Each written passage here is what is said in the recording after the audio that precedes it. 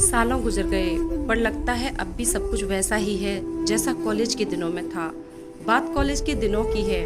पहली बार जब स्कूल से निकलकर कॉलेज में एडमिशन लिया, कॉलेज के पहले दिन मैं और मेरी दोस्त जैसे ही क्लास में बैठने लगे तभी हमारी चेयर पीछे से किसी लड़के ने खिसका दी। पीछे मुड़कर देखा तो एक लड़का जोर जोर से हंस रहा था। मन तो किया कि प्रिंसिपल से शिकायत कर दूं, पर जैसे ही उसके चेहरे पर नजर पड़ी तो उसे देखती ही रह गई।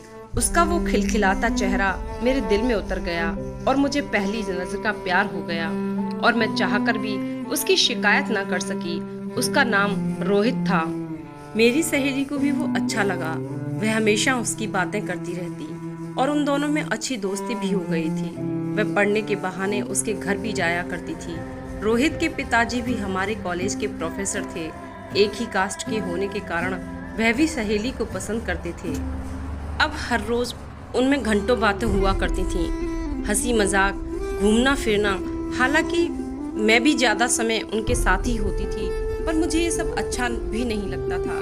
पर अपने मन की भावनाओं को दबाकर भी मैं उनके साथ हंसा करती थी। यहाँ तक कि रोहित के पापा तो मेरी सहेली से रोहित की शादी तक करने को तैयार थे।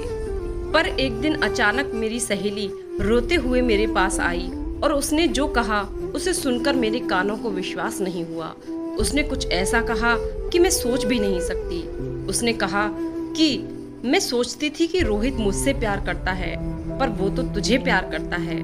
मैंने अपनी सहेली से कहा, तुझे कोई गलतफहमी हुई है, ऐसा कैसे हो सकता है? तो उसने बताया कि आज सुबह जब मैं उसके घर गई तो उसने देखा कि वो घर की खिड़की पर जो ओस की बूंदें जमी थीं, उन पर वो तेरा नाम लिख रहा था। मैंने रोहित से जब पूछा कि ये तुम क्या कर रहे हो, तो उसने कहा कि मैं तेरी सहेली से बहुत प्यार करता हूँ। मैं और किसी के बारे में सोच भी नहीं सकता। तू सिर्फ मेरी एक अच्छी दोस्त है और मेरी शादी अगर उससे नहीं हुई तो मैं जीवन भर किसी से शादी नहीं करूँगा। ये सोचकर तो मेरे होश उड़ गए कि ऐसा कैसे हो सकता है। उसके प्यार को मैं कैसे नहीं पहचान पाई, पर फिर भी उसने मेरी सहेली का दिल तोड़ा था और उसकी खुशियों का गला घोंटकर मैं अपना महल कैसे बनाती। इसलिए मैंने उससे शादी नहीं की। पर वो अपने इरादे का पक्का था। उसने आज तक शादी नहीं की। आज 20 साल के बाद भी वो मेरा इंतजार कर रहा है।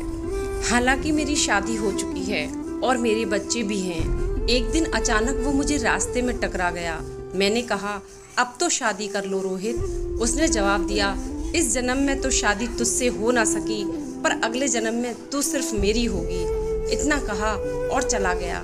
बस इतनी सी थी ये कहानी। दोस्तों, अगर आपको मेरी ये कहानी अच्छी लगी हो तो प्लीज़ लाइक, शेयर और सब्सक्राइब ज़रूर करें। धन्यवाद।